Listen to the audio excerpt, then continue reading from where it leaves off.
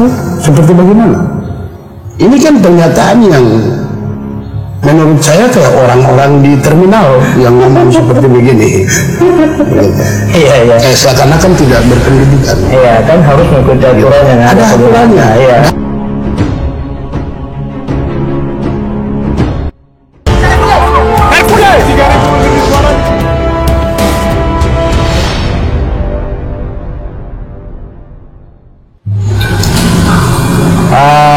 Jumpa lagi dalam Papua Insight.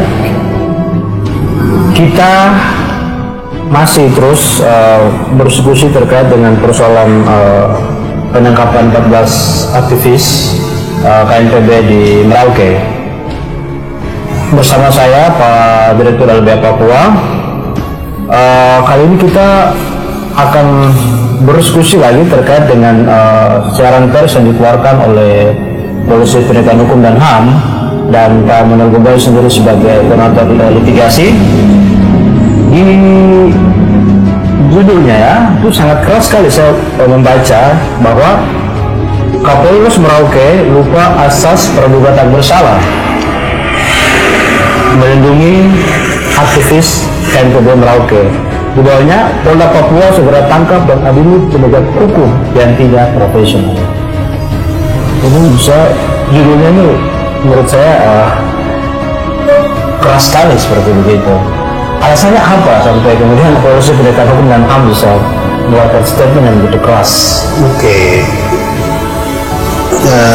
Alasannya yang pertama itu berkaitan dengan berita ini ya, berita yang diliput oleh Cendrawasih Pos yang judulnya adalah Kapolres untung tanggapi santai pernyataan LBH. Nah, di dalam keterangannya pada bagian pertama itu beliau sampaikan terkait beliau memiliki alat bukti surat berupa buku kuning yang mana beliau tidak pernah menyebutkan dari mana beliau mendapatkan buku kuning tersebut. Terus atas dasar itu dia membantah pernyataan koalisi yang menegaskan bahwa Kapolres menegaskan bahwa 14 aktivis KNPB Merauke adalah korban kriminalisasi. Yang berikutnya di pernyataan lanjutannya lagi itu beliau menyampaikan bahwa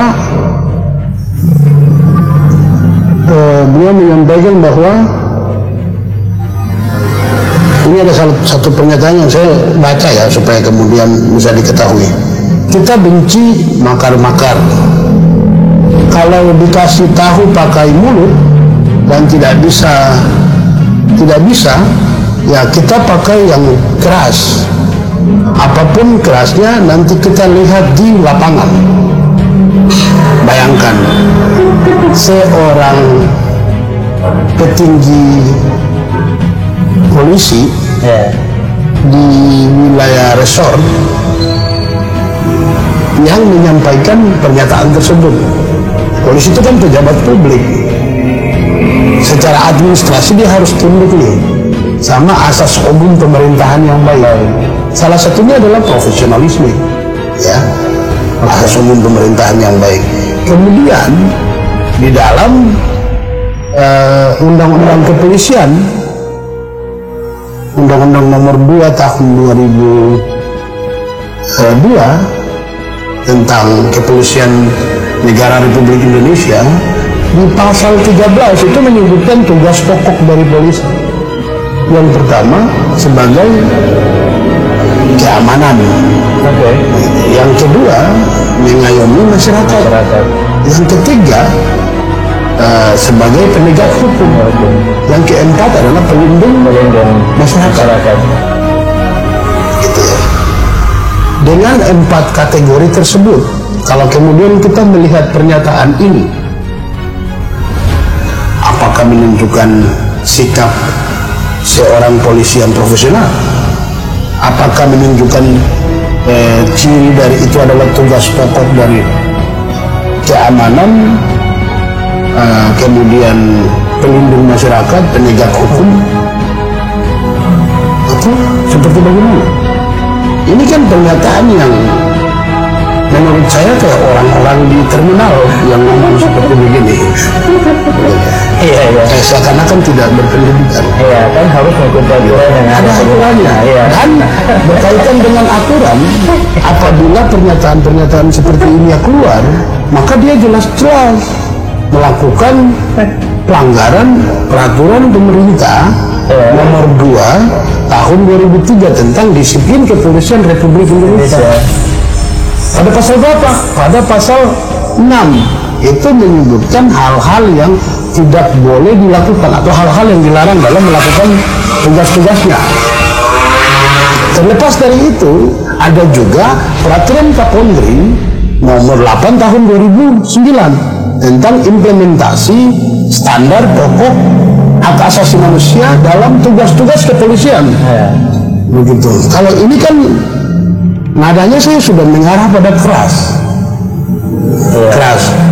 Kalau keras itu artinya kan secara otomatis akan terjadi pelanggaran HAM. Sementara salah satu hak sipil politik itu adalah tidak disiksa.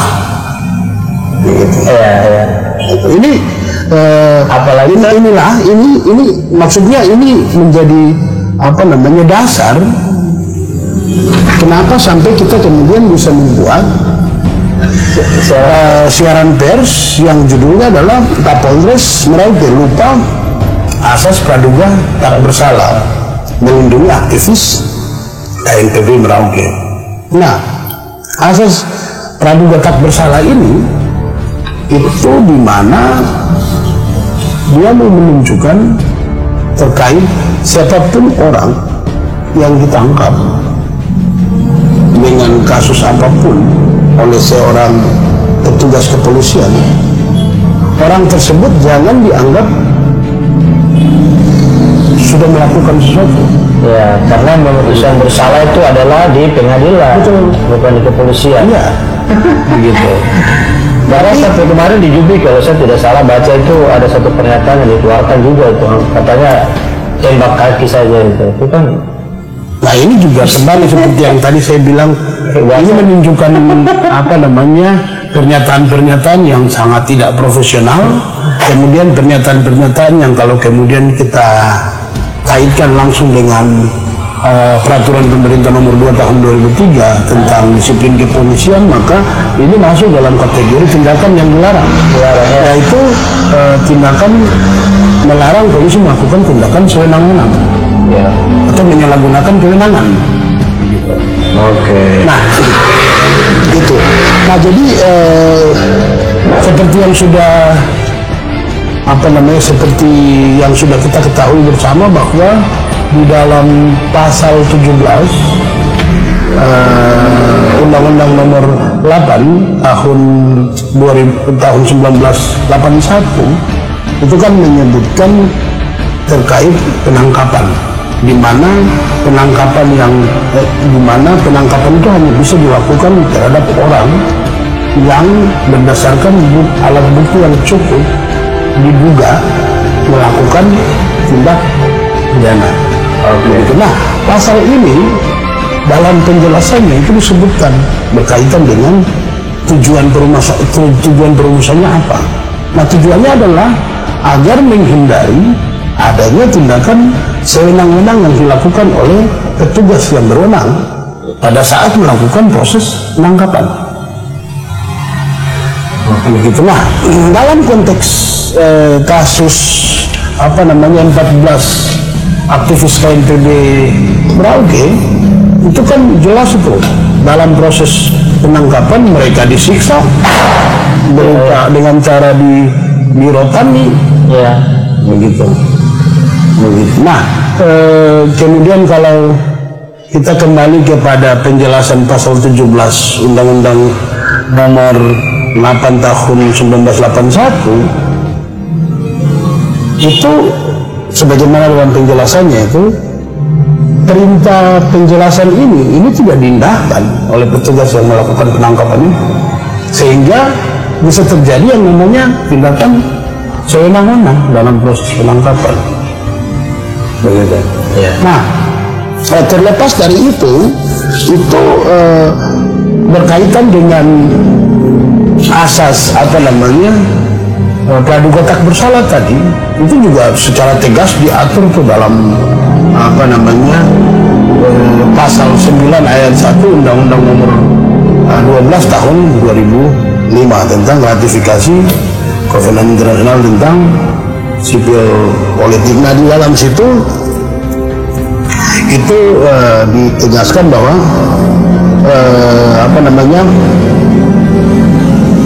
seseorang yang dirampas kebebasannya itu tidak boleh dilakukan secara sewenang-wenang, begitu sewenang-wenang. Kemudian dia harus dia harus dirampas kebebasannya dengan cara dan alasan yang sesuai dengan prosedur, begitu. Namun kalau kemudian kita lihat pada fakta di mana ada temuan beberapa tindak pidana, ya, yang pertama ada pengrusakan, yang kedua ada penganiayaan, yang ketiga ada penyiksaan. Ini kan kemudian menunjukkan bahwa ada fakta sewenang-wenang, dan melalui fakta sewenang-wenang itu melahirkan temuan pelanggaran hukum dan HAM di sana. Nah, ini yang kami lihat dalam sikapnya Pak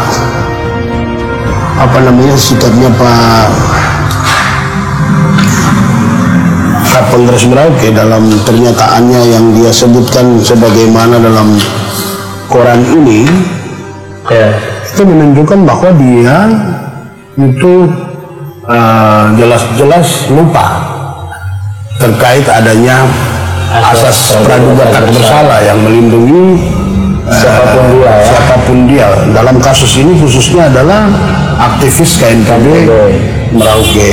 Dan terlepas dari itu, sebenarnya Pak Kapolres Merauke ini juga lupa membaca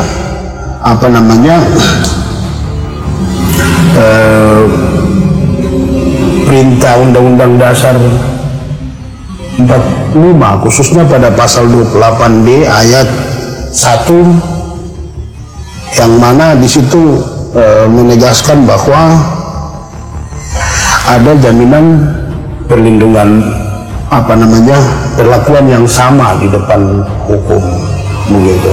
Nah, pihak kepolisian dalam melakukan tugasnya sebagai penyidik, selanjutnya menangkap, ini kan simbol dari penegakan hukum itu sendiri, kan, begitu.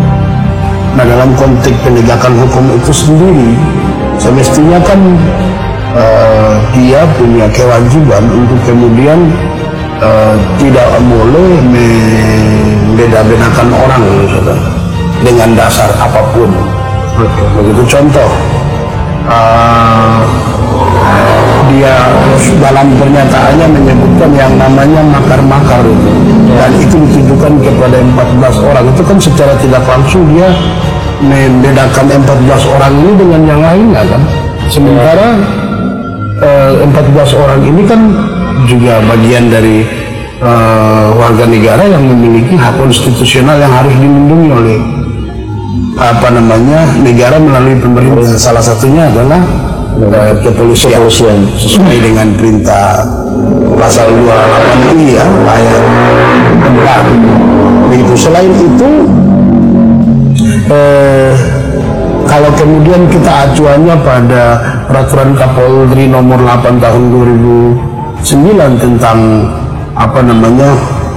implementasi standar dan pokok hak asasi manusia dalam tugas-tugas kepolisian, itu kan di dalamnya itu mayoritas prinsip-prinsip yang diatur dalam Undang-Undang nomor 39 tahun 99 tentang hak asasi manusia itu diatur di situ tuh. Begitu. Nah, salah satunya yang kemudian ditegaskan di dalam undang-undang tersebut sebagaimana yang terlihat pada pasal 18 ayat 4 ayat 1 Undang-Undang nomor 39 tahun 1999 tentang hak asasi manusia. Di situ menyebutkan bahwa setiap orang yang ditangkap kemudian dituntut karena disangka melakukan sesuatu itu membutuhkan pembelaan dan sebagainya gitu. Dan yang berikutnya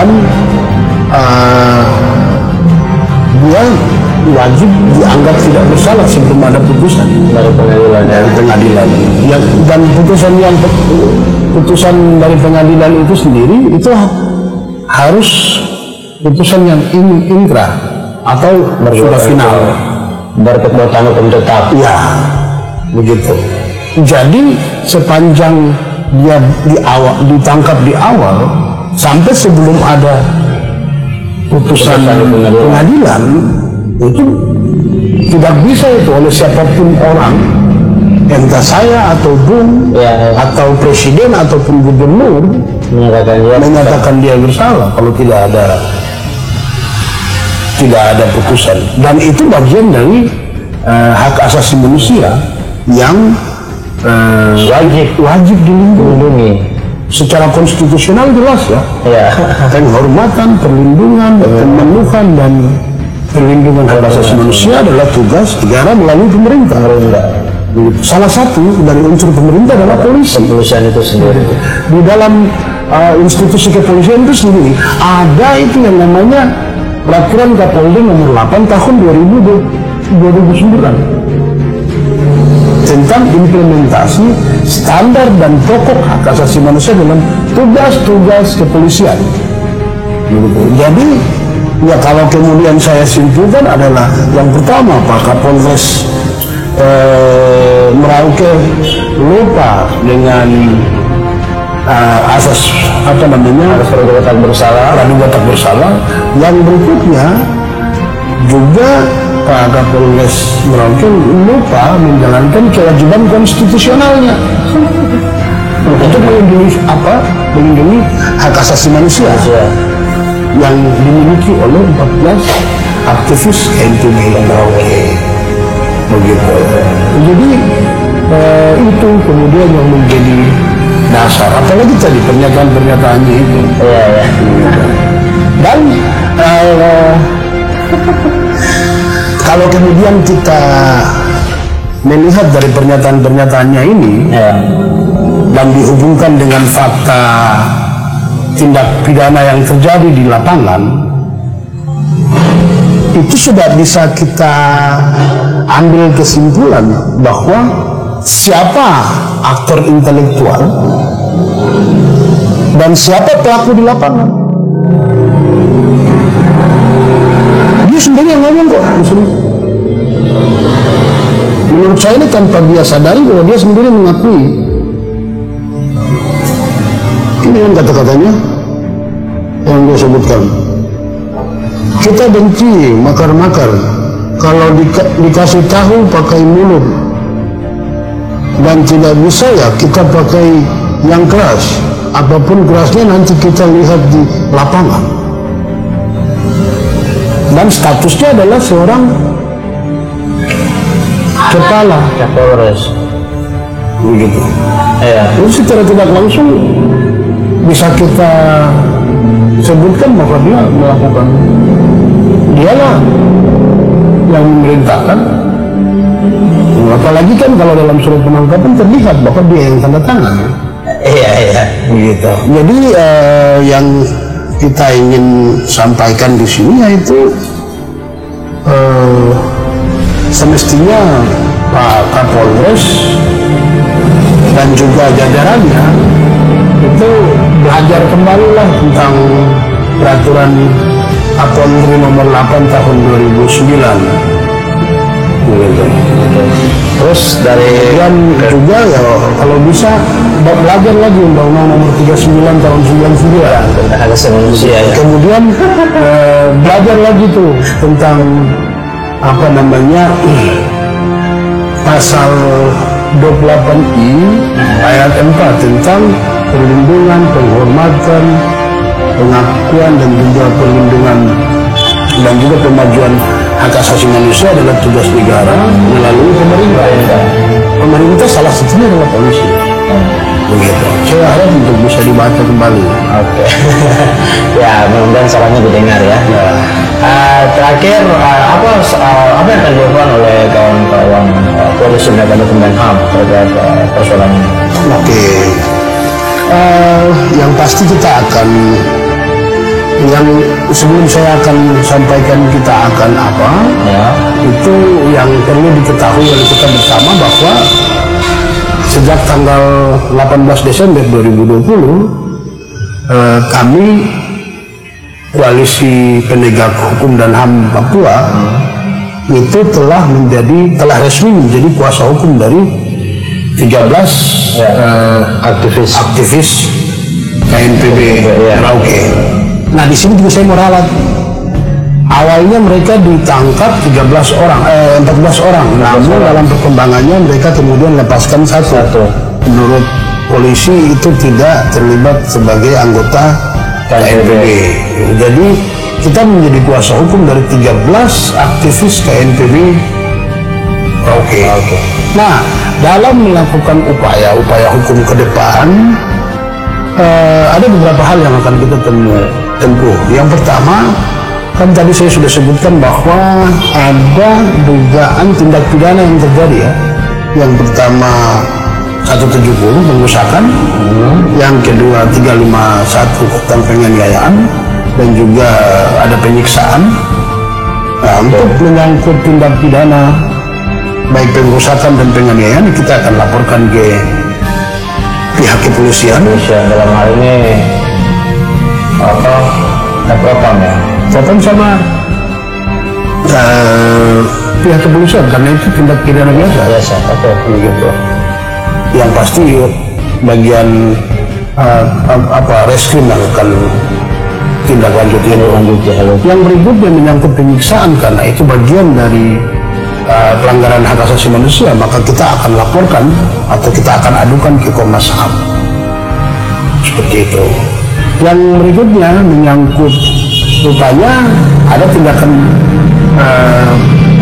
penyalahgunaan kewenangan yang terjadi kan dalam proses ini, dari pernyataan di koran tadi, kemudian proses penangkapannya yang sewenang-wenang, kemudian penetapan tersangka yang sewenang-wenang, itu ya potensinya kita akan melaporkan kepada Propam terkait tindakan pelanggaran pasal 6 huruf Q Peraturan Pemerintah Nomor 2 tahun 2003 tentang disiplin kepolisian yang dilakukan oleh oknum masing-masing maupun juga oleh Kapolres.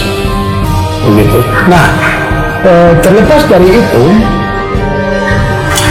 berkaitan dengan penetapan tersangka itu masuk dalam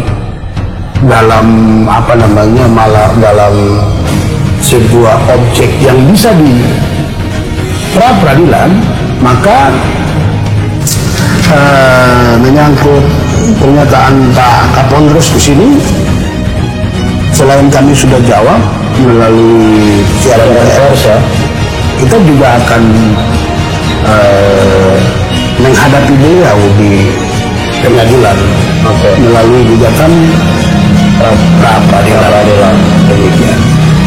Itu upaya yang akan kita lakukan oleh tim koalisi penegak. Gitu. Oke, baik, terima kasih. Ada mungkin closing statement dari Pak Emanuel Gobai? Ya, ada. Closing statementnya adalah yang pertama, kami minta kepada Pak Kapolri dan juga Pak Kapolda Papua untuk mendidik bawahannya agar lebih punya komitmen untuk melindungi hak asasi manusia. Ini kami sampaikan juga berdasarkan pada Peraturan Kapolri Nomor 8 Tahun 2009 tentang implementasi standar dan pokok hak asasi manusia dalam tugas-tugas kepolisian. Yang kedua, kami juga sampaikan kepada Kapolda Papua untuk tidak melindungi oknum anggota polisi yang jelas-jelas tidak profesional dan telah melakukan tindakan penyalahgunaan kewenangan dalam menjalankan tugas. Yang berikutnya kami tegaskan kepada Komnas HAM untuk segera menindaklanjuti temuan penyiksaan yang dialami oleh 14 aktivis PNPB Merauke. Yang terakhir saya mau sampaikan kepada Pak Kapolres Merauke, kami tahu rekam jejak Pak Kapolres di Aceh Utara dan kami juga sudah baca Bapak pernah diperiksa oleh Propam atas tindakan Bapak mencukur waria cukur rambut waria di Aceh Utara, dan kasus itu sudah heboh diketahui oleh publik, dan bahkan pada saat itu Kapolri langsung memerintahkan Kapolda Aceh untuk segera menindaklanjuti kasus tersebut. Itu menunjukkan citra seorang anggota polisi yang tidak profesional. Kemudian dari pernyataan tadi yang menunjukkan terkait ada sikap pernyataan arogansi, ini menunjukkan bahwa tindakan itu pernyataan yang sangat tidak layak dikeluarkan oleh seorang pimpinan dalam tubuh institusi yang dibuat untuk menegakkan hukum. Dengan demikian saya harapkan agar jangan sampai kemudian melakukan tindakan-tindakan yang tidak profesional, karena itu akan mencemarkan nama baik institusi kepolisian yang adalah institusi yang akan memberikan penegakan hukum bagi masyarakat pencari hak atas keadilan. Demikian. Oke, terima kasih Pak Manuel buat waktunya, buat diskusi kita. Saya pikir jelas dengan closing statement yang sudah disampaikan oleh Pak Manuel Dubai selaku Ketua Koordinator Litigasi Polisi Penegakan Hukum dan HAM. Untuk itu kita akan masih lanjut pada diskusi-diskusi selanjutnya. Jadi buat kawan-kawan pecinta Papua Insight dimanapun berada, ya silakan yang belum subscribe. Kalau bisa ya share informasi ini kepada siapa saja, karena ini bagian dari pendidikan hukum kritis. Biar kawan-kawan di rumah juga tahu kita punya pemahaman yang baik tentang hukum, agar kita juga mengetahui hak kita ketika kita berhadapan dengan hukum.